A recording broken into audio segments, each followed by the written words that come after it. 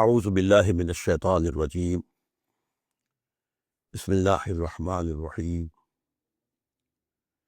فقال اللہ تعالی کما ورد فی سورۃ الذاریات ففروا الی اللہ انی لکم منہ نذیر مبین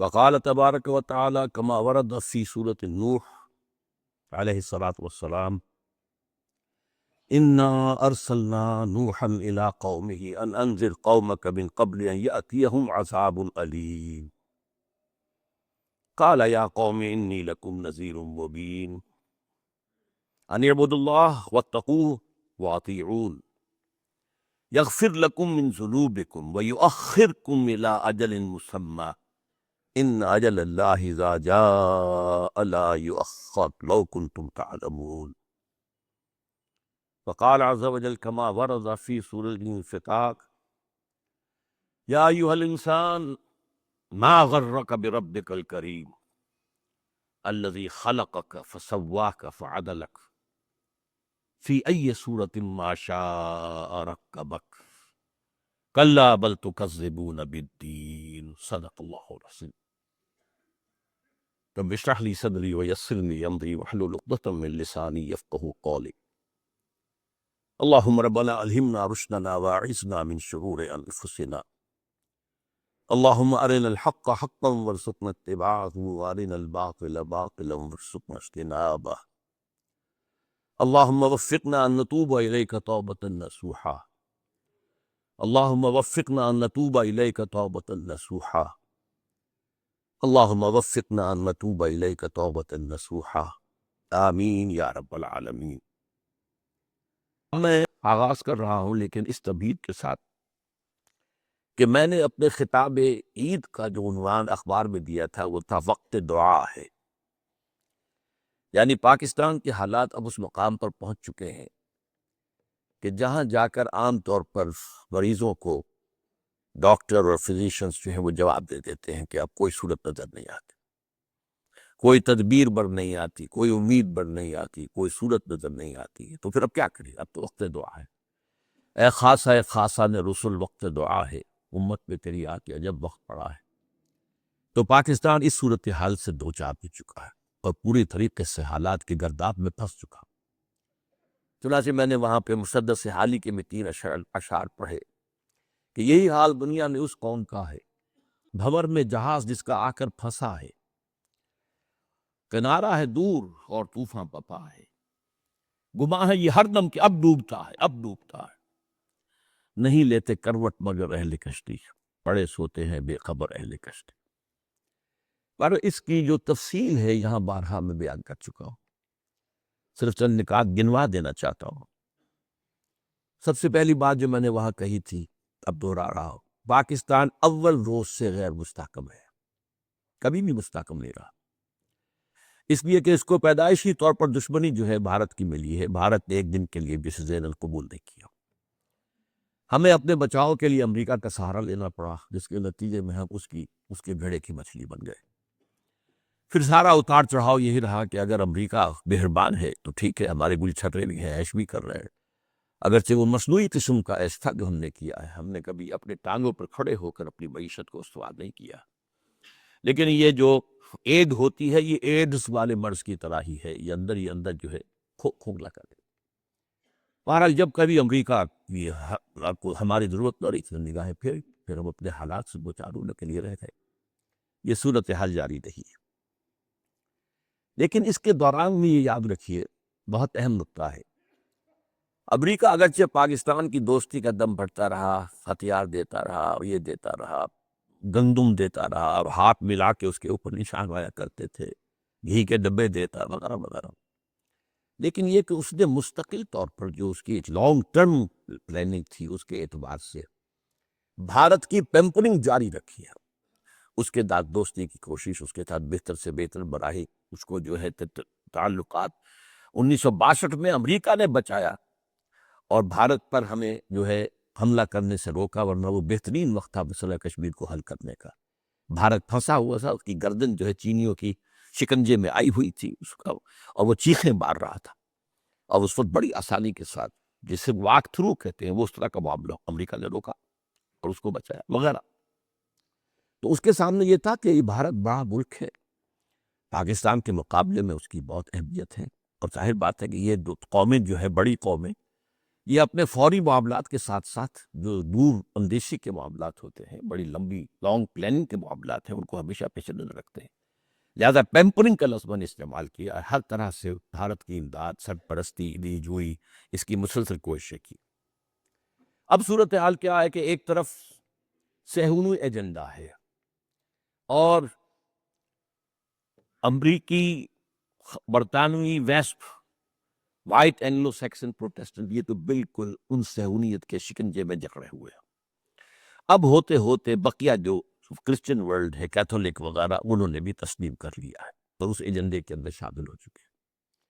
اس ایجنڈے کا براہ راست تعلق پاکستان سے نہیں ہے، مڈل ایسٹ میں وہ گریٹر اسرائیل بنانا چاہتے ہیں، لیکن اس کے بعد جو وہ چاہتے ہیں کہ اصل میں مسجد اقصیٰ گرا کر اور تھرڈ ٹیمپل بنایا جائے، اس سے پہلے وہ پاکستان کے ایٹمی دانت توڑنے پر تلے ہوئے ہیں، ورنہ خطرہ ہے پاکستان میں کوئی عوامی جو ہے جوش و خروش ابھر آئے ایسا مسجد اقصیٰ کے گرانے سے، لازماً ایسا ہوگا۔ لہٰذا ان کا یہ معاملہ جو ہے وہ اس پر تلے ہوئے ہے کہ کم سے کم پاکستان کے ایٹمی دانت توڑ دیے جائیں، قابو میں کر لیے جائیں، جو بھی ہو غیر مؤثر کر دیے جائیں، تاکہ پھر بھارت کے رحم و کرم پر ہو پاکستان۔ ظاہر بات ہے اس کے بعد بھارت سے ہمارا مقابلے کی پوزیشن نہیں ہے۔ دوسرا، امریکہ کا عالمی ایجنڈا بھی ہے، اگرچہ اس وقت وہ سخت کرائسس سے دوچار ہے اور معاشی اعتبار سے، لیکن پھر بھی اس کے عزائم بڑے اونچے ہیں، اب بھی وہ سول سپریم پاور اور ارتھ ہے، اس میں کوئی شک نہیں ہے۔ تو اس اعتبار سے اس کی معیشت اب بھی بہت بہت ہی گہری ہے۔ اس پہلو سے وہ جو 21 سینچری میں سپریمیسی جو ہے وہ جاری رکھنا چاہتے ہیں۔ پچھلی صدی کے وسط سے سپریمیسی شروع ہوئی تھی امریکہ کی، اور اب وہ چاہتے ہیں کہ 21 سینچری بھی اسی طریقے سے رہے۔ اس میں اگرچہ ان کا مقابلہ جس کے لیے اب وہ تیاری کر رہے ہیں وہ روس اور چین کا ہے، اور خاص طور پر چین، کنٹینمنٹ آف چائنا پالیسی، یہ ان کے سامنے ہے۔ اور دوسرے یہ کہ جو عضو ضعیف ہے اس وقت دنیا کا، عالم اسلام، اس پر تو اپنے گہرے پنجے گاڑ کر ان کے تمام جتنے بھی جو ذرائع ہیں، جو بھی ان کے اسباب ہیں، وسائل ہیں، ذرائع ہیں، ان کی دولت ہے، منرل ہے، آئل ہے، اس کے اوپر قبضہ کر لیا جائے، اس لیے کہ ان کے اندر تو ظاہر بات ہے سوائے پاکستان کے کسی کے اندر کوئی بھی اس کو کا مقابلے میں آنے کی کسی کی حیثیت نہیں۔ تیسری طرف بھارت ہے جو پاکستان کا ازلی دشمن ہے، اور اب امریکہ کا اصل منظور نظر وہی ہے، اور اس کے لیے چانس آف دی 21 سینچری ہے جو اس وقت آ گیا۔ اب یہ میں نے چند بڑی باتیں ہیں کہ جو میں نے بڑی تفصیل سے پہلے بیان کی، آج صرف حوالہ دیا ہے۔ میرے خیال میں جنگ نہیں ہوگی، بلکہ صورتحال یہی ہے کہ وہ پاکستانوں کے گرد گھیرا اور تنگ اور تنگ اور تنگ، عالمی دباؤ اور زیادہ اور زیادہ اور زیادہ، اور عالمی طور پر تنہا کرنا تنہا کرنا تنہا کرنا، یہ 3 پرونگڈ جو ہے کام جاری رہے گا، یہاں تک کہ ان کی توقع کے مطابق پاکستان خود ہاتھ جوڑ دے کہ ہم حاضر ہیں۔ اگر دریاؤں کا پانی روک لیتا ہے وہ، اور ہمارے اندر یہ دم خم نہیں ہے جو آج ہم کشمیر کے لیے نہیں کر سکتے، تو دریاؤں کے لیے کیا کریں گے؟ تو ظاہر بات ہے ہاتھ جوڑنے کی سوا چارہ کار کیا رہ جائے گا؟ لائف لائن جسے کبھی قائد اعظم نے کہا تھا، وہ لائف لائن یہی تو ہے کہ پاکستان کی جو جگولر وین ہے وہ تو ہے کشمیر، اور ظاہر بات ہے پانی ہی ہے، پانی ہی سے حیات ارضی کا سارا قرآن کہتا ہے، خلقنا من الماء کل شیء حی، جتنی بھی زندہ چیزیں ہیں اس پلینٹ کے اوپر، ان کے اندر جو سورس آف لائف ہے وہ پانی ہے۔ ہاں، مادہ تخلیق تو ریت ہے، مٹی ہے، لیکن یہ کہ جو اس کے اندر مادہ جو اصل سورس آف لائف ہے وہ پانی ہے۔ اس اعتبار سے جس پالیسی پر ٹھنڈے ٹھنڈے ٹھنڈے چل رہا ہے بھارت کہ پاکستان کمزور سے کمزور تر ہو جائے اور اس کے حالات اسقط ایسے ہو جائیں کہ بغیر کسی بہت بڑے خون خرابے کے وہ ہمارا مقصد جو اکھنڈ بھارت کا حاصل ہو جائے، ان میں پہلا مقصد یہ بھی ہو سکتا ہے، پہلا قدم کہ کانفیڈریشن ہو جائے۔ کوئی عجب نہیں کہ کبھی ہم جا کر اس کو بہت غنیمت سمجھے کہ پاکستان کے ساتھ بھارت کانفیڈریشن قبول کر لے۔ جیسے آپ کو معلوم ہے کہ سقوط پاکستان کے بعد کتنی خواہش پیدا ہوئی تھی، کاش کہ ہم نے مشرقی پاکستان کے ساتھ کانفیڈریشن کی ہوتی، کانفیڈریشن ہوتی تو یہ حادثہ تو نہ ہوتا، یہ خوریزی تو نہ ہوتی، یہ داغ تو نہ لگتا، یہ مشرقی پاکستان کا جو بادشاہ سے انہوں نے لیبل اتار کر خلیج بنگال میں غرق کر دیا، یہ تو نہ ہوتا۔ تو میں کہہ رہا ہوں یہ اللہ نہ کرے کہ ایسا ہو، لیکن یہ کہ ہو سکتا ہے کہ حالات جس طرح جا رہے ہیں بیرونی اور داخلی جو دونوں طرف سے سینٹری فیوگل فورسز بڑھتی جا رہی ہیں. سینٹری فیٹل فورس ایک ہی ہے اسلام، اور وہ جو ہے وہ کمزور سے کمزور تک ہوتا جا رہا ہے. اس دور میں دو چیزوں کا اضافہ ہوا ہے، اس کو بھی سمجھ لیجیے. ایک تو ایک بات بہت کھل کر سامنے آ گئی ہے کہ الکفر ملت واحدہ.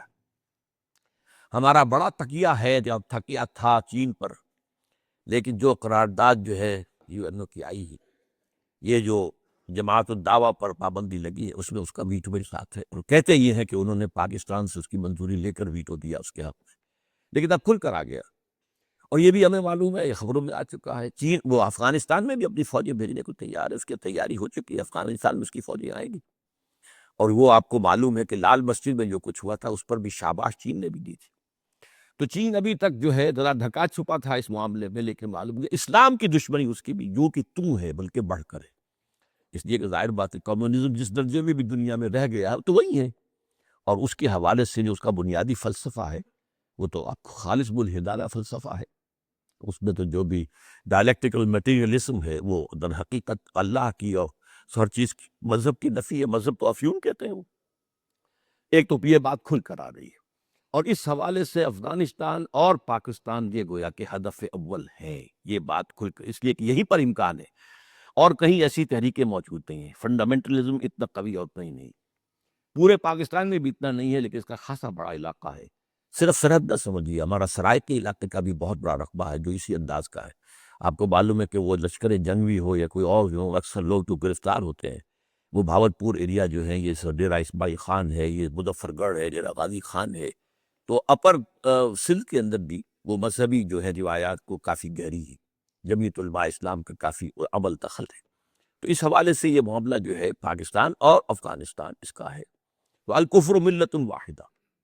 اور دوسرے جو صورت اب نظر آ رہی ہے وہ یہ ہے کہ پاکستان میں جو سیاسی اعتبار سے کچھ محسوس ہو رہا تھا سکون ہے، وہ اب ختم ہونے والا ہے.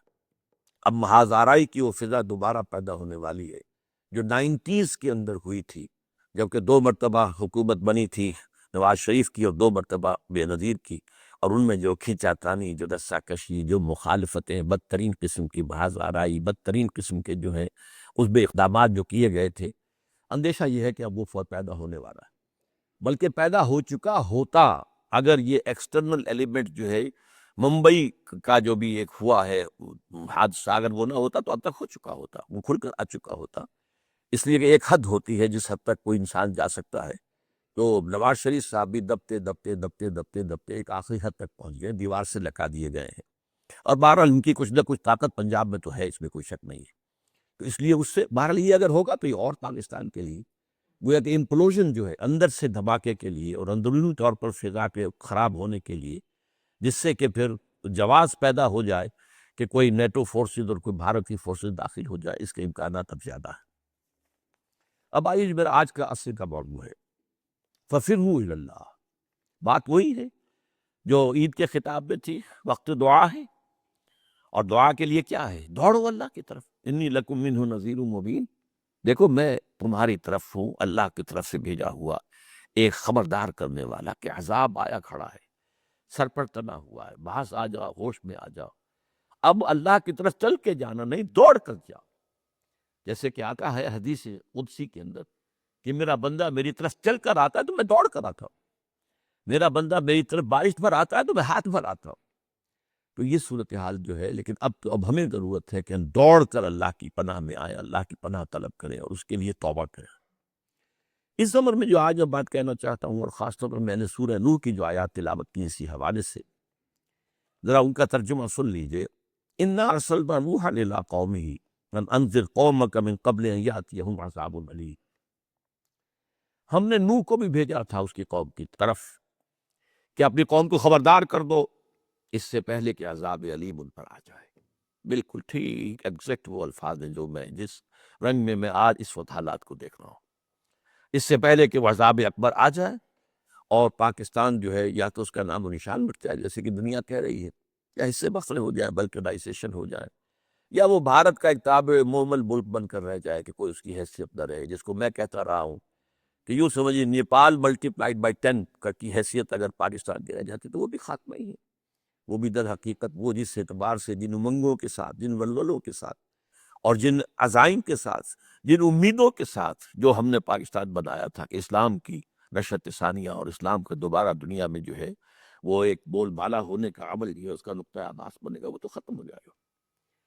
تو قالا، اب اس پر جو فرمایا، قالا حضرت نوح علیہ السلام نے فرمایا یا قوم انی لکم نذیر مبین، وہی بات جو میں نے جس کے لیے آج آیت چنی ہے، ففروا الی اللہ انی لکم منہ نذیر مبین، ان اعبدوا اللہ واتقوا واطیعون، اللہ کی بندگی اختیار کرو، اس کا تقوی اختیار کرو اور میری اطاعت کرو۔ یہ میری اطاعت کا لفظ صرف رسول کہہ سکتا ہے، کوئی غیر رسول نہیں کہہ سکتا۔ ظاہر بات ہے کہ وہی کہتا کہ اللہ کی اطاعت کرو، اللہ کی بندگی کرو، اللہ کے دین پر چلو، اللہ کے احکام پر چلو، اللہ کے رسول کی سنت پر چلو، قرآن مجید کو اپنا امام بناؤ۔ یہ نہیں کہہ سکتا کہ میری اطاعت کرو، لیکن رسولوں کا یہ مقام ہوتا ہے، ان اعبدوا اللہ واطیعون۔ نتیجہ کیا نکلے گا؟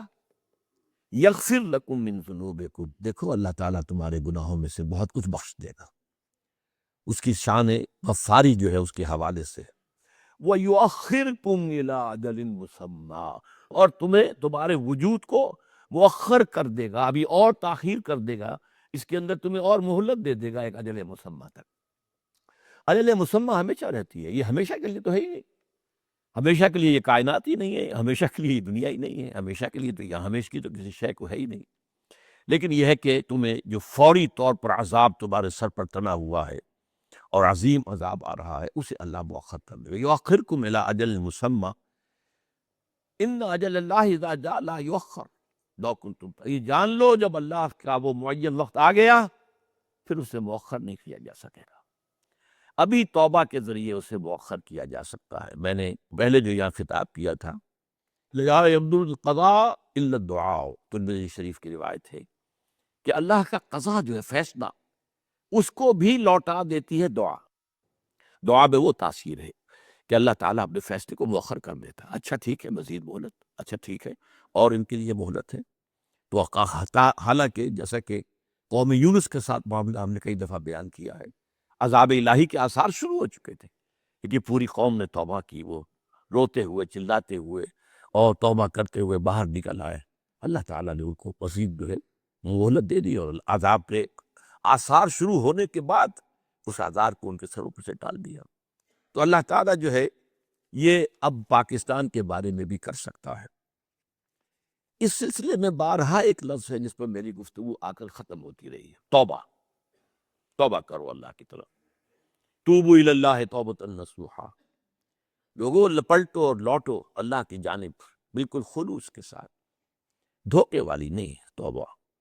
حرام خوری بھی جاری رکھنی ہے اور توبہ کی تسبیح بھی کرنی ہے۔ حرام کاروبار بھی جاری رکھنا ہے، سودی کاروبار بھی جاری رکھنا ہے، غلط کاروبار بھی جاری رکھنا ہے، اور حج پہ حج کرنے ہیں اور عمروں پر عمرے کے یہ دھوکے بازی اللہ، یخادعون اللہ، یہ اللہ کو دھوکہ دے رہے ہیں، والذین آمنوا وما یخدعون الا انفسهم وما یشعرون، یہ دھوکہ دے رہے ہیں اللہ کو اور اہل ایمان کو، حالانکہ یہ نہیں دھوکہ دے رہے مگر صرف اپنے آپ کو دھوکے میں ڈال رہے ہیں۔ تو یہ دھوکے والی توبہ نہیں، توبۃ نصوحا، نصحہ کہتے ہیں خالص ہو جانا، نصیحت اسی لیے کسی کے ساتھ مخلص ہو جانا، مخلص اخلاص کی بنیاد پر جو بات اس سے کہی جائے، دیکھو بھائی یہ کام نہ کرو، یہ نصیحت ہے، دیکھو بھائی یہ کام اچھا کرو، یہ نصیحت ہے، بنیاد اس کی خلوص۔ تو نصحہ جو ہے اس کے معنی خالص ہو جانا۔ تو یا ایھا الذین آمنوا توبوا الی اللہ توبۃ نصوحا، لیکن اس کے لیے کیا لازم ہے؟ ایک فرد کا معاملہ ہو تو انفرادی توبہ کافی ہے، اور واقعہ یہ ہے کہ افراد کا معاملہ جو ہے وہ اس دنیا میں طے نہیں ہوا کرتا، اس کا آخری فیصلہ قیامت میں ہونا ہے۔ کلہم آتی ہے یوم القیامت فردا، وہاں ہر شخص کو انڈیویجولی پیش ہونا ہے، اپنا نامہ اعمال لے کر سامنے پیش ہونا ہے ہر شخص۔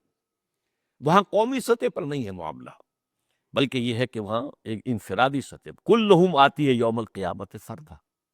لیکن یہ کہ دنیا کا معاملہ یہ ہے، افراد کے ساتھ بھی اللہ کا معاملہ چلتا رہتا ہے۔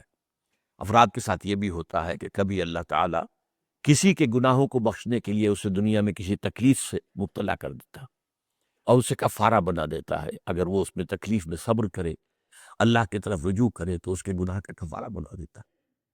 کبھی کسی کو تکلیف اس لیے بھی دیتا ہے کہ یہ ٹھوکر کھائے تو ہوش میں آ جائے، اس لیے بھی دے دیتا ہے، جس کو ہم کہتے ہیں منبہات، تنبیہ کرنے والی چیزیں، جگانے والی چیزیں، ہوش میں لانے والی چیزیں، تاکہ آدمی مدہوش ہو ذرا تو وہ ہوش میں آ جائے۔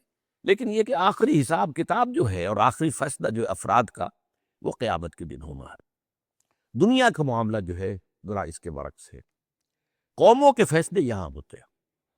اگرچہ اس اعتبار سے نوٹ کر لیجئے کہ میری جو کتاب ہے سابقہ اور موجودہ امتوں کا ماضی، حال اور مستقبل، یہ بڑی اہم کتاب ہے، اس میں نے تفصیل سے بیان کیا اللہ کا قانونی عذاب کیا ہے، انفرادی سطح پر کیا ہے، اجتماعی سطح پر کیا ہے، پھر ہلکا عذاب کیا ہے، بڑا عذاب کیا ہے، وَلَنُذِيقَنَّهُم مِّنَ الْعَذَابِ الْأَدْنَىٰ دُونَ الْعَذَابِ الْأَكْبَرِ لَعَلَّهُمْ يَرْجِعُونَ۔ ہم انہیں چھوٹے عذاب کا مزہ چکھائیں گے اس بڑے عذاب کے آنے سے پہلے، شاید کہ یہ جاگ جائیں، شاید کہ ہوش میں آ جائے۔ یہ اللہ تعالیٰ جو ہے اجتماعی سطح پر بھی، جیسے میں نے افراد کے بارے میں کہا کہ افراد کے بارے میں بھی کبھی اسے جگانے کے لیے بھی کچھ تھوڑا سا ٹھوکا لگا دیا جاتا ہے، ہوش میں آؤ، اسی طرح قوموں کو جگانے کے لیے بھی اللہ تعالیٰ چھوٹے عذاب بھیجتا ہے تاکہ ہوش میں آ جائے اگر آ سکتے ہو۔ لیکن یہ ہے کہ اس میں اصل میں جو اجتماعی توبہ ہے وہ تو یہ ہوگی بالفعل تو کہ یہ پوری قوم جو ہے یا اس کی اتنی معتدب تعداد وہ توبہ کر لے کہ پھر اس قوم کا رخ بدل جائے۔ اگر وہ نہیں بدلتا تو پھر افراد کی توبہ تو ہے، اور افراد اپنی توبہ کا نتیجہ آخرت کے اندر حاصل کر لے گا۔ دنیا میں عذاب نہیں ٹلتا اس سے جب تک کہ قوم کی معتدب تعداد ایسی اتنی حد تک کہ پھر وہ قومی رخ تبدیل کرتے۔ اگر یہ نہیں ہے تو پھر یہ کہ اجتماعی توبہ کا تقاضا پورا نہیں ہو سکتا۔ البتہ یہ ضرور ہے کہ افراد کی بھی بڑی اہمیت اللہ کی نگاہ میں ہے، بہت اہمیت ہے۔ میں آج آپ کو ایک شعر سنا رہا ہوں، بہت پیارا شعر ہے۔ تا دلے صاحب دلے نامت بے درد، ہیچ قوم را خدا رسوا نہ کرد۔ جب تک کہ کسی صاحب دل کے اندر صدمہ نہ پیدا ہو جائے، دکھ نہ پیدا ہو جائے، افسوس اور رنج نہ پیدا ہو جائے، اس وقت تک اللہ تعالیٰ کسی قوم کو رسوا نہیں کرتا۔ تو ایک بھی اللہ والا اگر ہو کہیں، واقعی اللہ والا، اور اس کو دل کو صدمہ پہنچ جائے کہ کیا قوم کیا کر رہی، جس کا نقشہ ہم دیکھتے ہیں سورہ نوح کے اندر، حضرت نوح علیہ السلام کا معاملہ کیا ہوا، کس درجے ہوا۔ انہوں نے 950 برس قوم کو دعوت دی ہے، لیکن بالآخر کیا کیفیت پیدا ہوئی ان کی اپنے اندر جو شدید بیزاری جو پیدا ہوئی، جس جلالی انداز میں انہوں نے دعائیں کی ہیں۔ وَقَالَ نُوحٌ رَبِّ لَا تَذَرْ عَلَى الْأَرْضِ مِنَ الْكَافِرِينَ دَيَّارًا، اور نوح نے کہا کہ اے رب اب اس دنیا میں ان کافروں کا کوئی ایک بستہ گھر نہ چھوڑ، سب کو تباہ و برباد کر دے۔ اِنَّكَ إِن تَذَرْهُمْ يُضِلُّوا عِبَادَكَ وَلَا يَلِدُوا إِلَّا فَاجِرًا كَفَّارًا، تو اگر انہیں چھوڑ دے گا تو یہ جو ہے ان کی اولاد میں بھی بدمعاشی اٹھیں گے۔ اب ان کی اولاد جس کو ہم کہتے ہیں عام پنجابی زبان بیج مارا گیا ہے کسی کا، اس بیج سے کسی خیر کی توقع نہیں رہی ہے۔ یہ قوم اس درجے خراب ہو چکی ہے، اس کے اندر جو خرابی ہے اس درجے جا چکی ہے۔ فَإِنَّكَ إِن تَذَرْهُمْ يُضِلُّوا عِبَادَكَ، تیرے بندوں کو گمراہ کریں گے، وَلَا يَلِدُوا إِلَّا فَاجِرًا كَفَّارًا۔ اب یہ کیا ہے؟ درد پر آیا ہوا دل ہے۔ وہ درد پر دل کب آتا ہے؟ جبکہ اس نے اپنی ہمتن کوشش کر لی ہو، ہمہ جہد کوشش کر لی ہو، دن رات ایک کر دیے ہوں، اب قوم کو جگانے کے لیے، قوم کو ہوش میں لانے کے لیے، قوم کو صحیح راستے پر لانے کے لیے اپنے دن اور رات کی توانائیاں لگائی ہوں، اپنے اوقات صرف کیے ہوں، اور پھر جب محسوس کرے کہ قوم جو ہے کہ سننے کو تیار ہی نہیں ہے، تو پھر وہ درد پیدا ہوتا ہے۔ اس درد کی کیفیت جو ہے یہ شدت تک بھی آتی ہے۔ وہ کیفیت اسی سورہ نوح کے اندر کھینچی گئی ہے۔ قال رب انی دعوت قومی لیلا ونہارا، حضرت نوح نے عرض کیا پروردگار میں نے اپنی قوم کو رات اور دن پکارا ہے، رات کو بھی دعوت دی ہے، دن میں بھی دعوت دی ہے۔ فلم یزدہم دعائی الا فرارا، ان کا حال یہ ہے کہ جیسے جیسے میں نے انہیں پکارا ہے یہ اور بھاگتے چلے گئے، اور دور چلے گئے، اور دور چلے گئے، اور دور چلے گئے۔ وَإِنِّي كُلَّمَا دَعَوْتُهُمْ لِتَغْفِرَ لَهُمْ جَعَلُوا أَصَابِعَهُمْ فِي آذَانِهِمْ وَاسْتَغْشَوْا ثِيَابَهُمْ وَأَصَرُّوا وَاسْتَكْبَرُوا اسْتِكْبَارًا، اور میں نے جب بھی ان کو دعوت دی ہے، انہیں پکارا ہے کہ اپنے رب کی جناب میں توبہ کر لو، باز آ جاؤ، انہوں نے کیا کیا ہے؟ اپنے کانوں میں انگلیاں ٹھوس لی، اپنے سروں کے اوپر کس کر کپڑے باندھ لیے تاکہ میری آواز ان کے کانوں تک پہنچی نہیں۔ لیکن یہ ہے کہ بہرحال سرسوں سے آبوں وہ اثر ہو، اور اصرار کیا، یہ سواد والا اصرار، اڑ گئے اپنے طرز عمل کے اوپر، واستکبروا استکبارا، اور انہیں استکبار کی روش اختیار کی حد امکانی حد تک۔ ثم انی دعوتہم جہارا، نقشہ دیکھیے ذرا، اے پروردگار پھر میں نے انہیں بلند آواز سے بھی پکارا، ثم انی اعلنت لہم واسررت لہم اسرارا، پھر میں نے برملا اعلانیہ بھی انہیں پکارا ہے اور خفیہ خفیہ جا کر ایک ایک کو بھی سمجھانے کی کوشش کی۔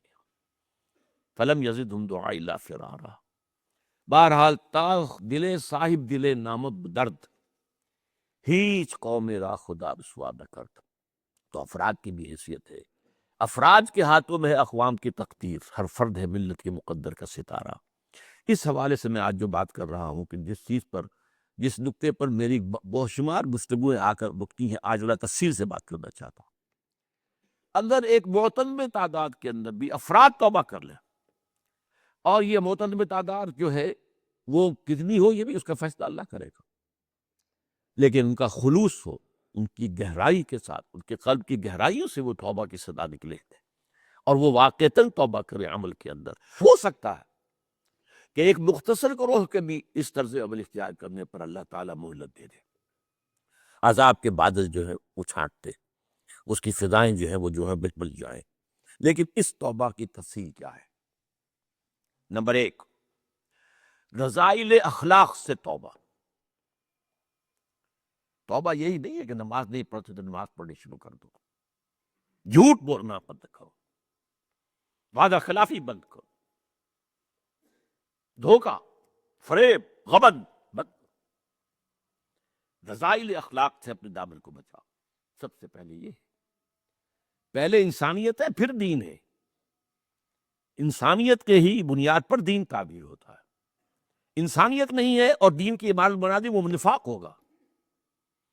وہ نفاق جس میں کہا گیا اس کی علامتیں تین ہیں، جب بولے جھوٹ بولے، جب وعدہ کرے وعدہ خلافی کرے، یہ کہیں امین بنا لیا جائے تو وہ قبل کرے، یہ تین تو بس۔ اگر نیچی عمارت یہ ہے، اوپر آپ نے نماز روزے کا ڈھانچہ کھڑا کر دیا ہے، ایک منافقانہ نظام، اس کی کوئی حیثیت نہیں اللہ کے دیا۔ تو سب سے پہلے رذائل اخلاق سے اپنے دامن کو پاک کرنا، جھوٹ، وعدہ خلافی، دھوکہ، فریب، غبن، چوری، یہ ساری چیزیں جو ہیں ان سب سے انسان اپنے آپ کو بچائے۔ نمبر دو، پھر شریعت کی پابندی، جس حد تک ممکن ہے پابندی۔ ایک تو یہ ہے کہ کل شریعت پر نہیں ہو سکتا عمل جب تک کہ انقلاب نہ آ جائے، نظام نہ بدل جائے۔ شریعت کا حکم ہے چور کے ہاتھ کاٹو، ہم نہیں کاٹ سکتے، نہ میں کاٹ سکتا ہوں نہ آپ کاٹ سکتے۔ اگر وہ زنا کی سزا ہے، اور وہ چاہے رجم ہے اور چاہے وہ کوڑے ہیں، غیر شادی شدہ کے لیے کوڑے ہیں، شادی شدہ کے لیے رجم ہے، وہ میں آپ نہیں کر سکتے، یہ ہمارے اختیار میں نہیں ہے۔ یہ تو نظام کی سطح پر طے ہوگا، انقلاب آئے گا، تبدیلی آئے گی تو قانون نافذ ہوگا تب۔ لیکن اس وقت پر بھی شریعت کے جس حصے پر عمل کرنا ممکن ہے، اس پر نہیں کر رہے تو مجرم ہو۔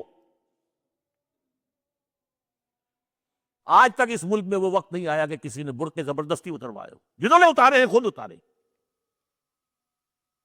جس کے پاس دو پیسے ہو گئے اس نے برقع اتار کر پھینک دیا، معلوم ہوا کہ یہ تو غلامی کا اور یہ جو مفلسی کا دلدر تھا، یہ ہم نے کیا، خود کیا، کسی اور نے تو نہیں کیا۔ سودی معاملہ یہ ہے، ٹھیک ہے، سود کی جو فضا کے اندر جو آلودگی ہے، اس آلودگی سے تو کوئی نہیں بچ سکتا۔ جو یہاں پر اگر ڈسٹ سسپینشن ہے، حضور نے فرمایا، غبار، یا اگر دھواں بھرا ہوا ہے کسی جگہ پر تو آپ بچ نہیں سکتے، وہ دھواں تو اندر جائے گا، غبار تو اندر جائے گا، آپ کے پھیپھڑے جو ہے اس کے اندر لازماً جو ہے اس کے اندر وہ چیزیں جائیں گی۔ لیکن براہ راست سود پر قرضہ لے کر کاروبار چمکانا، سود پر قرضہ لے کر ملوں کے بعد مل بنانا۔ ہمارے ایک بہت بڑے سیاسی لیڈر نے کہا تھا بڑے فخری انداز میں، ہاں ہم نے مل بنائے ہیں لیکن سود دے کر بنائے ہیں۔ اللہ کے بندے، کچھ شرم کرو، کچھ حیا کرو۔ جس کو قرآن کہتا ہے بدترین جرم، جس پر قرآن کہتا ہے باز نہیں آؤ گے، تو اللہ تعالیٰ کی طرف سے اعلان جنگ ہے اور اس کو فخریہ کہا جاتا ہے۔ ہم نے ٹھیک ہے بینکوں سے قرضے لیے ہیں، سود لیے ہیں، سود دیے ہیں، اور ہم نے پھر آگے اپنا کاروبار بڑھایا ہے، اور اس کو فخریہ انداز میں کہا جا رہا۔ تو یہ بات بے سب سوچ لیے، اور طلب بات، براہ راست تو سود میں ملوث نہ ہوا، کہیں پیسہ رکھ کر اس سے سود لے کر کھانا، یا کہیں سے سود پر پیسہ لے کر بلڈنگیں بنانا، پلازے بنانا، مل بنانا، کارخانے بنانا، یہ بنانا وہ بنانا، اس سے۔ تو جب تک کہ میں نے صرف ایک چیز کا نام دیا ہے، ایک معاشرتی سطح پر ہے پردہ، ایک معاشی سطح پر سود، لیکن یہ کہ اور اس کو پھیلا لیجئے، شریعت کے احکام جتنے بھی ہیں ان سب پر کاربند جس حد تک ممکن ہے اس حد تک پابندی ہو، اس کا عزم مصمم۔ اور نمبر 3 یہ لازمی شرط ہے، نمبر 3 اسلام کی بالادستی کی جد و جہد کے لیے عملاً کسی نہ کسی جماعت کے اندر شامل، اس لیے کہ اسلام کی بالادستی کی جد و جہد انفرادی نہیں ہو سکتے، یہ تو ہوگی تو جماعتی ہوگی، اجتماعی شکل میں ہوگی۔ بے شمار انبیاء کو ساتھی نہیں مل سکے، کوئی بڑا کارنامہ وہ نہیں کر کے دکھا سکے دنیاوی اعتبار سے، چلے گئے دنیا سے۔ حضرت موسیٰ علیہ السلام کی قوم نے کوڑا جواب دے دیا، کوئی بھی جنگ کے لیے آمادہ نہیں ہوا، ان کے اوپر 40 سال کی سیرا نوردی کی سزا جو مسلط کر دی گئی۔ حضور کے ساتھیوں نے کہا حضور آپ حکم دیں۔ یہ ساتھی وہ تھے صحابہ کرام رضوان اللہ تعالی علیہم اجمعین کہ جہاں حضور کا پسینہ گرا وہاں انہوں نے اپنے خون کی ندیاں بہا دی۔ نتیجہ یہ ہوا کہ انقلاب آیا، تبدیلی آئی، اللہ تعالیٰ کا تحفہ تھا یہ صحابہ کرام جو حضور کو اللہ نے عطا فرمایا۔ ان میں سے ایک ایک شخص جو ہے، ہم آج جیسے مسلمانوں میں سے 1-1 کروڑ کے اوپر بھاری تھا، تو یہ جماعت وجود میں آئی تب نا۔ اس جماعت کے بغیر نہیں ہے، لا اسلام بالجماعت، جماعت کے بغیر اسلامی نہیں ہے۔ جماعت یا تو آپ کا نظام اسلامی ہے تو اسلامی جماعت ہے پوری، وہ پورا ملک اسلامی جماعت ہے۔ آپ کی حکومت اسلامی ہے تو پورا ملک اسلامی جماعت ہے، اور اس کا امیر جو ہے اس کے ہاتھ پر بیعت۔ اگر یہ نہیں ہے تو یہ ظاہر بات ہے اسلامی نظام آسمان سے نہیں ٹپکے گا اس خود۔ حضور اور صحابہ نے بھی اپنی جد و جہد کے نتیجے میں محمد رسول اللہ والذین معہ اشداء علی الکفار رحماء بینہم، اس کیفیت کے ساتھ جو جد و جہد ہے ذرا آپ اندازہ کیجیے، برڈز آئی ویو بھی لیا جائے سیرت کا تو اندازہ ہو جاتا انہوں نے اس طریقے سے وہ کام کیا۔ تو اس کے لیے ایک جماعت لازم ہے، اور جماعت کے امیر کے ہاتھ پر بیعت ہوگی۔ اسی سے وہ حدیث کھل کر سامنے آ جاتی ہے کہ جو مسلم شریف میں ہے، من مات ولیس فی عنقہ بیعۃ مات میتۃ جاہلیۃ، جو مسلمان اس حالت میں مرا اس کے گردن میں بیعت کا قلادہ نہیں تھا، وہ جاہلیت کی موت مرا ہے، اسلام کی موت نہیں مرا۔ انا للہ و انا الیہ راجعون۔ اور یہ 2 ہی شکلیں ہو سکتی ہیں جیسا کہ میں نے کہا، اگر اسلامی نظام ہے اس کے امیر کے ہاتھ پر بیعت، اسلامی نظام نہیں ہے اس کو قائم کرنے کی جد و جہد کرنے والی جماعت کے امیر کے ہاتھ پر بیعت۔ تیسری شکل کیا ہے؟ یا نظام ہے یا نہیں ہے، تیسری شکل تو ہے ہی، ہے تو اس کے امیر امیر المومنین اس کے ہاتھ پر بیعت، وہ نہیں ہے اس کو قائم کرنے کی جد و جہد کرنے والی جماعت کے امیر کے ہاتھ پر بیعت۔ یہ میرے نزدیک میں نے بارہا کہا، ہمیشہ کہا، یہ 3 جو ہیں لوازم ہیں اس توبہ کے۔ انفرادی توبہ کی بات کر رہا ہوں، میرے یہ آپ کے اختیار میں نہیں ہے کہ پوری پاکستانی قوم کو توبہ پر آمادہ کر لیں، لیکن میرے اور آپ کے اختیار میں یہ تو ہے کہ میں خود توبہ کر لوں، آپ خود توبہ کر لیں، ان توبہ کے تقاضوں کو سمجھیں اور خلوص کے ساتھ توبوا الی اللہ توبۃ نصوحا۔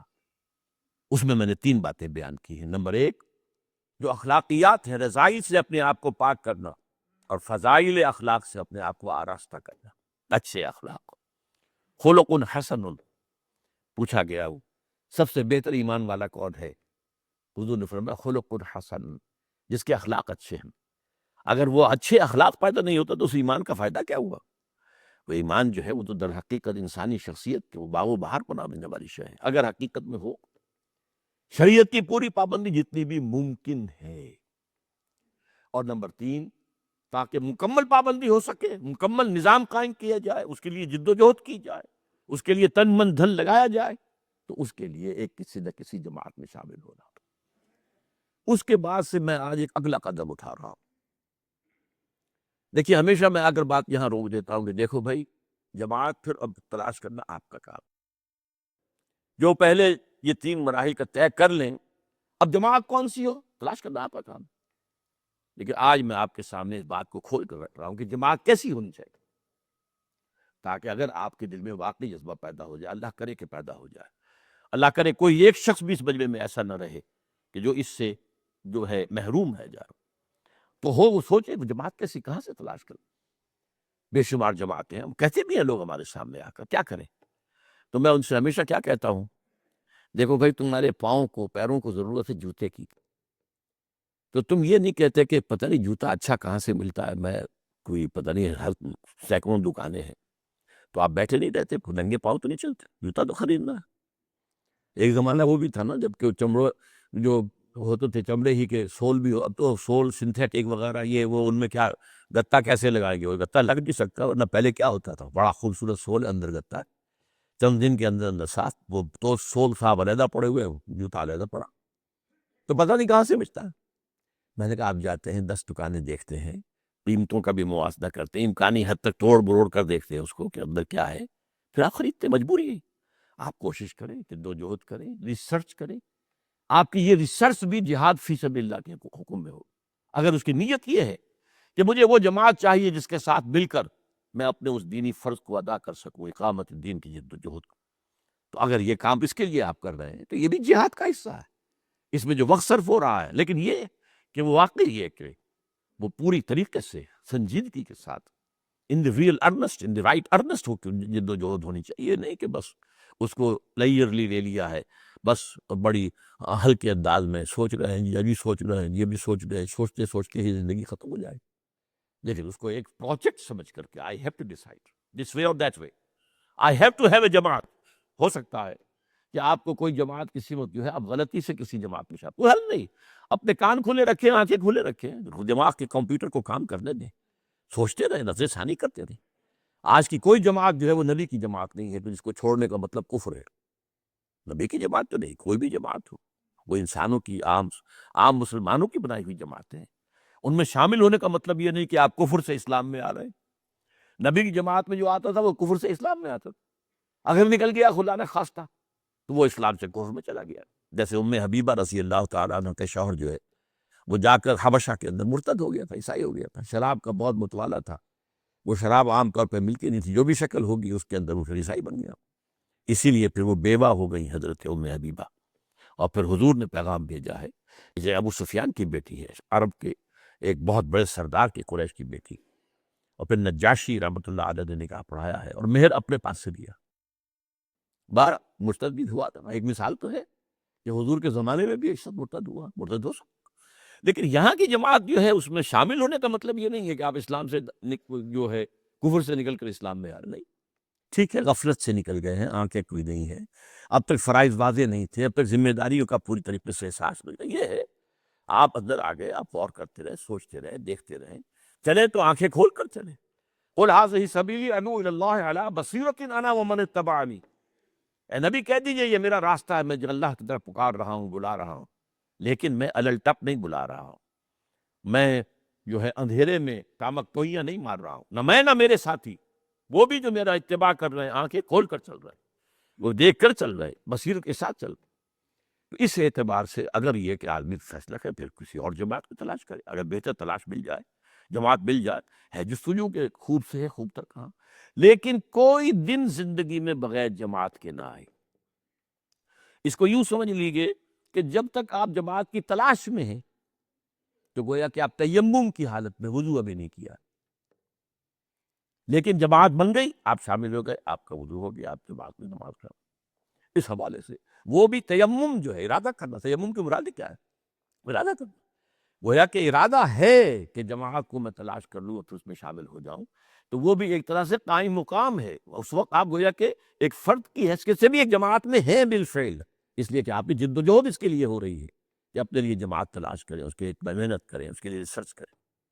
اب میں آپ کو بتاتا ہوں کہ اس کے لیے 4 صفات لازمی ہے، آج کھل کر بات کرنا چاہ رہا ہوں، کیا پتہ اب اس طرح کے حوادث ہو رہے ہیں، ابھی 1 سال پہلے دل کا معاملہ ہو گیا تھا، وہاں پہ اسٹنٹ پڑا ہوا ہے، اب تو ہو ہی گیا ہے کہ پمبا کجا کجا نام والی بات ہے، دونوں گھٹنے ہیں آرٹیفیشل ہیں، کمر کی ریڑھ کی ہڈی کے گرد پلیٹیں پڑی ہوئی ہیں، دل میں اسٹنٹ پڑ چکا ہے، اب پتا صاحب جو ہے وہ نکال باہر کیے گئے ہیں، اب یہ پتہ نہیں ہے، نہیں زندگی ظاہر بات ہے کہ پتہ نہیں ابھی کتنے دن زندگی کے ہیں، تو میں چاہتا ہوں کہ کھل کر آج آپ کے سامنے بات کروں، میں اس سے پہلے آگے اس سے نہیں جاتا رہا، مجھے اندیشہ تھا کہ آپ سمجھیں گے کہ یہ تو باتیں آپ وہی کر رہے ہیں جو جماعت تنظیم اسلامی پر پوری اترتی ہیں، ٹھیک ہے بھائی، میں آج یہ الزام لینے کے لیے کھلے دل کے ساتھ تیار ہوں، آپ مجھے اگر یہ الزام دیتے ہیں میں اسے قبول کر دوں، اس جماعت میں 4 چیزیں لازم ہیں، غور سے سن لیجیے. نمبر 1 اس کا ڈکلیئرڈ گول ہونا چاہیے اللہ کے دین کو ایک نظام کی حیثیت سے قائم کرنا. Nothing short of that. نیکی کے کام تو بہت سے ہیں.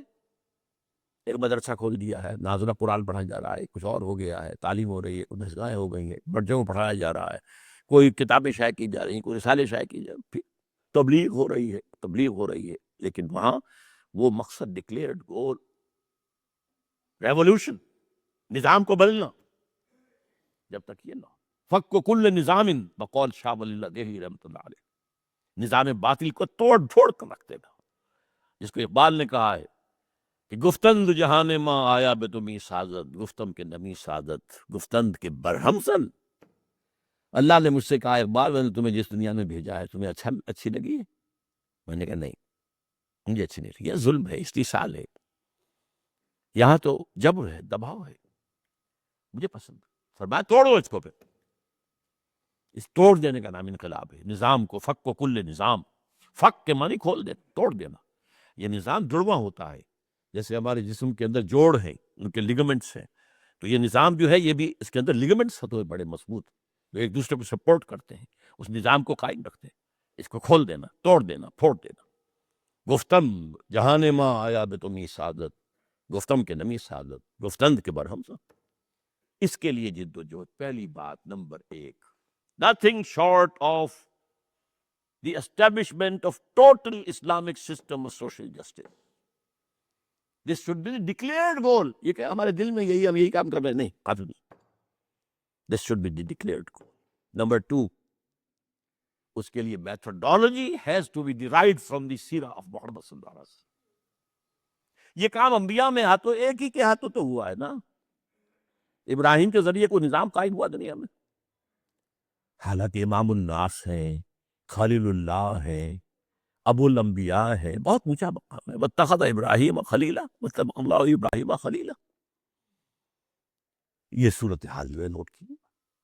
لیکن وہ کام کبھی ہو سکتا نہ, وہ کام موسیٰ کے ہاتھوں ہوا. 6 لاکھ کی تعداد میں نکلے تھے یہودی مصر سے, لیکن جنگ کا مرحلہ آیا تو 4 آدمی, 2 تو خود ہی تھے, موسیٰ اور ہارون علیہ السلام. اس پورے 6 لاکھ کے مجمع میں سے 2 آدمی اور نکلے. کیا ہوتا؟ ظاہر بات ہے کہ وہ کسی نظام کو بدلنا, انقلاب برپا کرنا, یہ تو ممکن نہیں. حضرت عیسیٰ کے ساتھ تو آئے, وہ وقت ہی ان کا تھوڑا سا تھا. حضور کی ابتدائی دعوت کے 3 سال لے لیجئے اور حضرت عیسیٰ کے 3 سال, وہ ایک جیسے ہیں, ان میں کوئی فرق نہیں. وہی ہے, دعوت ہے, آج یہاں دے رہے ہیں, کل وہاں دے رہے ہیں, پرسوں وہاں دے رہے ہیں. وہ 12 حواریین جو ہیں وہ ساتھ چل رہے ہیں. کہتے ہیں کہ کچھ اور لوگ بھی تھے, لیکن میرے علم میں تو یہی ہے کہ وہ 12 ہی آدمی تھے. باقی 70-72 آدمی کہتے ہیں کہ وہ, تو اس سے تو انقلاب نہیں آتا. اس سے رومن امپائر کے ساتھ ٹکر لینی تو ممکن نہیں تھی, رومی حکومت کو ختم کرنا تو ممکن نہیں تھا. تو ظاہر بات ہے کہ ہمیں یہ کام صرف سیرت النبی میں ملے گا. وہ مینول ہے, مینول آف اسلامک ریولوشن, سیرہ محمد صلی اللہ علیہ وسلم. قرآن بھی مینول ہے, لیکن قرآن مینول ہے ایک اور اعتبار سے, یہ ترتیب زمانی کے ساتھ جمع نہیں ہوا ہے, اس لیے سیرت کے مراحل سامنے نہیں آتے کھل کر. جبکہ سیرت النبی کے اندر اسی طرح حدیث کا معاملہ وہ فقہی ابواب میں مرتب ہے. یہ کتاب الصلاۃ شروع ہو گئی, کتاب الزکوٰۃ آ گئی, کتاب المیاہ سے بات شروع ہوئی, پانی کون سا پاک ہے کون سا نہ پاک, وغیرہ وغیرہ وغیرہ. لہذا وہ جو پروسیس ہے وہ کیا تھا, وہ پروسیس آف ریولوشن, اس کا جو ہے یہ معاملہ صرف سیرت النبی سے صلی اللہ علیہ وسلم. اب اس میں یہ ہو سکتا ہے کہ میرے اور آپ کے درمیان اختلاف ہو جائے سیرت سے استنباط کرتے ہوئے, میں یہ نتیجہ نکال رہا ہوں, آپ کو دیکھیں ٹھیک ہے. ایک بات ایگریڈ اپون ہونی چاہیے کہ ہے سیرت, دی سورس از سیرت, کہ جا ہی جاست, جس کو بھی لانا دلیل یہیں سے لانی. یہ دوسری بات ہو گئی. تیسری بات, اس کا ڈسپلن ہونا چاہیے, فوج والا ڈسپلن, لسن اینڈ اوبے. یہ نہیں کہ کوئی بات اچھی لگی تو مان لی, نہیں اچھی لگی تو چھوڑ دی, ختم کر دی. نہیں, ڈھیلم ڈھال, کبھی کوئی اجتماع ہے تو آ گئے, کوئی یہ نہیں چاہتا ہے, ذرا سی طبیعت میں کسل بھی ہے اگر تو نہیں گئے. اس سے پھر نظام نہیں اکھیڑا جا سکتا. نظام کو بدلنا, ظاہر بات ہے نظام کو سپورٹ کرنے والی, نظام کو سپورٹ کر کے اور مستحکم کرنے والی, اسٹیٹس کو برقرار رکھنے والی فوجیں ہیں, ہوائی جہاز ہیں, ایئر فورس ہے. اس کے لیے تو طاقت تو وہ چاہیے کہ جو پھر منظم ہو، ڈسپلنڈ ہو، سب اطاعت، listen and obey. There's not to reason why, there's but to do and die. Charge of the large brigade مجھے بڑی عمدہ پسند ہے، بہت عمدہ نظم تھی، میٹرک میں پڑھی تھی، بہت عمدہ نظم ہے کہ ایک جنگ کے موقع پر لائٹ بریگیڈ، ان کا ایک بریگیڈ تھا، سوار شہ سواروں پر مشتمل تھا، اور ان کے 600 افراد تھے، اس میں 600 گھڑ سوار تھے۔ اب میدان جنگ یہ ہے کہ ادھر ان کی یہ صفیں بندی ہوئی ہیں، سامنے سے بھی گیننز ہیں، توپیں ہیں جو آگ اگل رہی ہیں، دائیں سے بھی توپیں لگی آ رہی، آگ اگل رہی ہیں، بائیں سے بھی cannons to right of them, cannons to left of them, cannons in front of them, volleyed and thundered. اب وہ والیز آ رہی ہیں بمز کی، بمز کے گولے جو آ رہے ہیں، پھٹ رہے ہیں، آگ، اور اس کے اندر حکم دیتا چارج the night brigade، کرو حملہ۔ تو سب نے سوچا someone has blundered، کسی نے بہت بڑی غلطی کی ہے، کسی نے، جو بھی ہائر اپ سے، جو بھی ہائرارکی میں اوپر ہے، someone has blundered، لیکن there's not to reason why۔ فوجی کا یہ کام نہیں ہوتا کہ وہ سوال کرے کیوں نہیں، there's but to do or die۔ ان کا تو ایک ہی کام ہے، کام وہ کرے یا جان دے، بس، nothing third۔ آرمی اس کو کہتے ہیں آرمی ڈسپلن۔ آخری الفاظ بڑے پیارے ہیں، so into the valley of death rode the 600، 600 کے 600 جو ہیں وہ موت کی وادی میں اتر۔ تو اس طرح کا ڈسپلن جب تک نہ ہو تو وہ جماعت نہیں ہے، وہ تو پھر ہجوم ہے، ہجوم سے کام نہیں بنتا۔ وہ جو علامہ اقبال نے کہا عید آزادہ شکوے ہوئے ملکو نہیں، اور عید محکومہ ہجوم مومنی، ہجوم تو ہوتا ہے لیکن وہ جماعت نہیں ہے۔ سوئے قطار بھی کشم ناقہ بے زمام را، نغمہ کو جا و من کو جا ساز سخن بہانا است۔ کہاں کی شاعری، کہاں کا نغمہ، میں کوئی شاعر نہیں ہوں، مدا یاراں غزل خانے شبر، مجھے خامخواہ شاعروں بنا دیا گیا ہے، شاعروں کی صف میں کھڑا کر دیا گیا، میں شاعر نہیں ہوں۔ نغمہ کو جا من کو جا ساز سخن بہانا است، سوئے قطار بھی کشم ناقہ بے زمام را۔ یہ جو اونٹنیوں نے اپنی زمامیں توڑ دی ہیں، اور کوئی ادھر بکھر گئی، کوئی ادھر بکھر، ورنہ ایک اونٹنیوں کی قطار چلتی ہے، اور ایک کی دم کے ساتھ دوسرے کی جو ہے وہ اگلی جو ہے وہ رسی بندھی ہوئی ہے دوسری، لیکن یہ کہ انہوں نے سب وہ توڑ دی، ناقہ بے زمام ہو گئی۔ تو اب وہ کوئی ادھر ہے، کوئی ادھر ہے، کوئی ادھر بھاگ گئی، کوئی ادھر بھاگ گئی، کس کو تو جمع کر رہا۔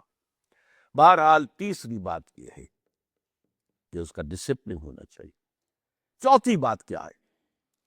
اس جماعت کی قیادت کے قریب جا کر دیکھیے کہ خلوص کی خوشبو آتی ہے یا نہیں۔ اب یہ میں کہتا یہ الفاظ اس لیے ہوں کہ اس کا کوئی یقین تو کسی کے پاس ہو نہیں سکتا، کسی کے دل میں اتر کر آپ نہیں دیکھ سکتے، لیکن جیسے کہتے ہیں سکس سینس ہوتی ہے انسان کے اندر، ایک چھٹی حس بھی ہوتی ہے، ایسے ہی میں اس کو اسمیل کہہ رہا ہوں کہ اگر خلوص ہے تو اس کی خوشبو آئے گی، اور اگر دھندا ہے، کاروبار ہے، نام عنوان دین کا ہے، اندر جو ہے وہ دنیا ہے، اگر یہ ہے تو اس کی بھی بدبو آ جائے گی۔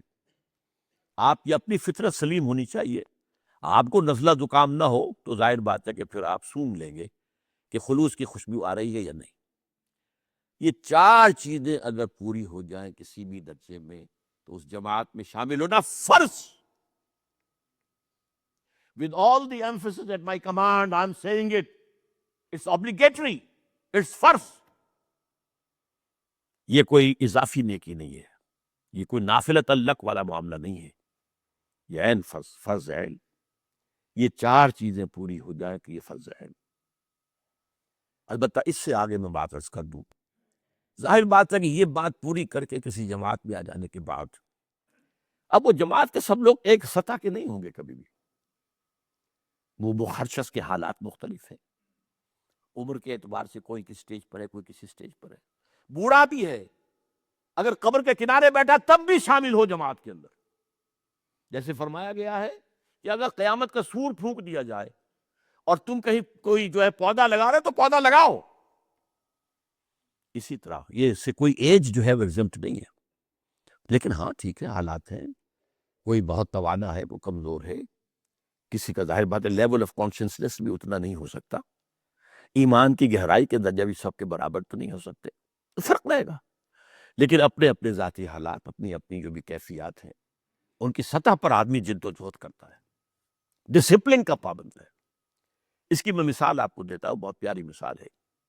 نماز فرض ہے، آپ نے نماز ایک جو بھی سارے تقاضے ہیں پورے کر دیے، لیکن کیا خشوع و خضوع سب کو برابر حاصل ہوا؟ رکوع و سجود تو حاصل ہو گئے، نماز فقہی طور پر تو ادا ہو گئی، ایک فرض کا بوجھ تو آپ کے سر سے اتر گیا۔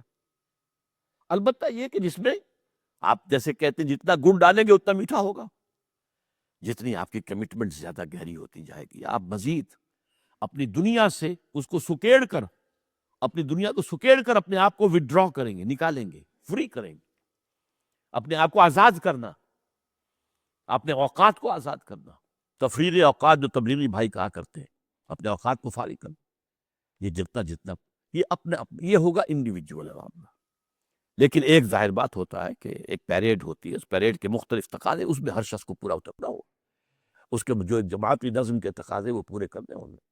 البتہ اس کے اندر رہتے ہوئے ظاہر بات ہے کہ اس کے اندر جو ان پٹ آپ کا ہے، جتنی بھی آپ محنت کرتے ہیں، جتنا بھی اس کے اندر گڑ آپ ڈالیں گے، اتنی ہی اس کے اندر مٹھاس زیادہ ہوگی، اتنا ہی اللہ تعالیٰ کے یہاں درجات جو ہے وہ آپ کے بلند سے بلند تر ہوں گی۔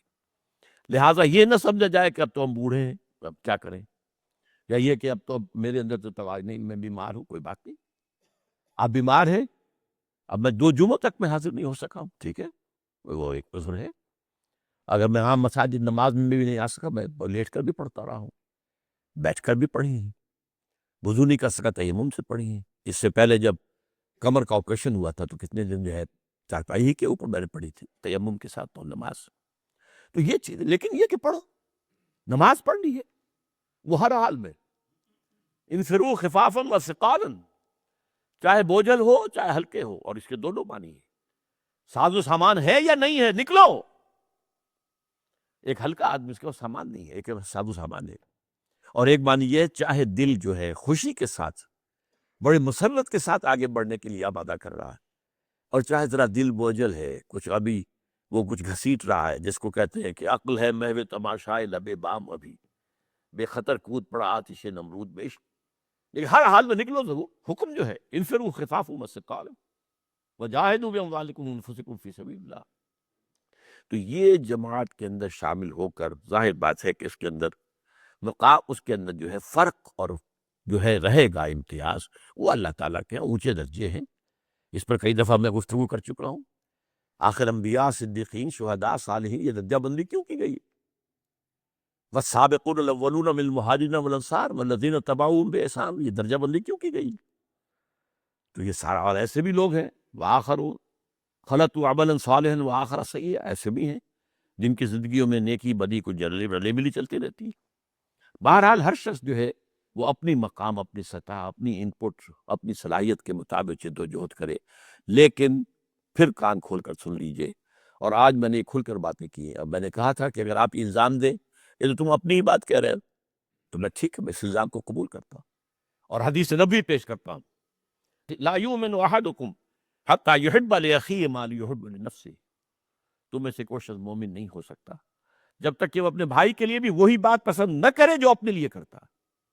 تو میں نے جو کچھ اپنے لیے پسند کیا ہے، میری زندگی کھلی کتاب ہے، آپ نوٹ کر لیجیے۔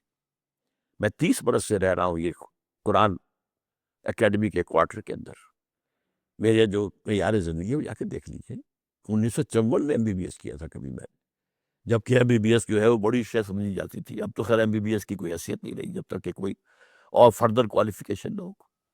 مگر میں نے دنیا میں کچھ نہیں بنایا، اپنا حساب کم و بیش بھی لکھ کر شائع کر دیا ہے، اس کی پوری تفصیل دے دی ہے، اس لیے کہ قرآن مجید میں 6 جگہ آتا ہے کہ جو بھی داعی الحق ہو اس کا کام یہ ہے کہ وہ کہتا ہے وما اسألکم علیہ من اجر ان اجری الا علی رب العالمین، میں تم سے اپنی اس محنت پر، اس دعوت پر، اس جد و جہد پر، اس سعی و جہد کے اوپر میں تم سے کوئی محنتانہ طلب نہیں کرتا ہوں، کوئی اجرت نہیں مانتا ہوں، میری اجرت اللہ کے ذمہ ہے، میرا اجر اللہ کے ذمہ ہے۔ بہرحال میں نے جس کام میں اپنی زندگی لگائی ہے میں اسی کی طرف آپ کو دعوت دے رہا ہوں، اور میں آج کھل کر آپ کو دعوت دے رہا ہوں اور تنظیم اسلامی میں شامل ہوں، اور اس لیے کہ میرے نزدیک کوئی اور جماعت نہیں، اگر ہوتی تو میں جماعت تنظیم بناتا ہی نہ۔ جماعت بنانا کوئی آسان کام، دانتوں پسینہ آتا ہے، یہ کوئی جانوروں پر غلہ تو نہیں ہوتا، بیڑوں بکریوں کا غلہ ہے، 100 ہے، 200 ہے، لے کر چل رہے ہیں آپ، ایک لاٹھی ہاتھ میں لی ہوئی ہے اور سب ٹھیک۔ انسانوں کو جوڑنا، ہر ایک کا ذہن کا سانچہ علیحدہ ہے، مزاج کا سانچہ علیحدہ ہے، پرائرٹیز علیحدہ ہے، ذہنی سطح علیحدہ ہے، فکری سطح علیحدہ ہے، لیول آف کانشسنس علیحدہ ہے، ایجوکیشن علیحدہ ہے، علیحدہ علیحدہ علیحدہ علیحدہ علیحدہ۔ اس بھانمتی کے کنبے کو جوڑنا کوئی آسان کام، مشکل ترین کام مجھے معاف بتاؤ۔ بھارت میں نے جو بھی ہو سکا، جب تک میں ایک جماعت کے ساتھ جو ہے انشراح ایک صدر کے ساتھ تھا، جماعت اسلامی کے ساتھ تھا، جب مجھے غلط کا احساس ہوا کہ غلط وقت پر آ گئی ہے، اتمام حجت کر 250 صفحے کا مقالہ لکھ کر کہ یہ آپ نے غلط کرن لے لیا ہے، آپ اب وہ نہیں ہیں جو پہلے تھے۔ 41 to 51 جماعت اسلامی کچھ اور تھی، after 51 it is something else۔ پہلے وہ اصولی اسلامی انقلابی جماعت تھی، اب وہ ایک اسلام پسند قومی سیاسی جماعت بن گئی ہے۔ اس حوالے سے میرا وہ کتاب موجود ہے، تحریک جماعت اسلامی تحقیق کے مطالعہ۔ بہرحال جب تک صحیح اس کو سمجھا اس کے ساتھ تھا، اس کے بعد یہ کہ اپنی جماعت بنائی ہے۔ تو آپ اس پر غور کریں، اور خاص طور پر مجھ سے کچھ وضاحت مطلوب ہو، آپ اپنے ریسرچ کے ضمن میں کوئی سوالات کرنا چاہیں، چاہے خالص میری پرائیویٹ زندگی سے متعلق سوالات کرنا چاہیں، آپ وہ کریں ضرور۔ وہ جو میں نے کہا تھا کہ اس کی قیادت کے قریب جا کر جو ہے سونگھے، وہ خاص طور پہ کیوں کہا تھا؟ پیچھے چلنے والوں میں ہر طرح کے لوگ ہوتے ہیں، ہر سطح کے لوگ ہوتے ہیں، سب برابر تو نہیں ہوتے۔ اب حضور کے پیچھے بظاہر چلنے والوں میں منافقین بھی تو تھے نا، بلکہ عبداللہ ابن ابی جو تھا وہ تو پہلی صف میں ہوتا تھا نماز میں۔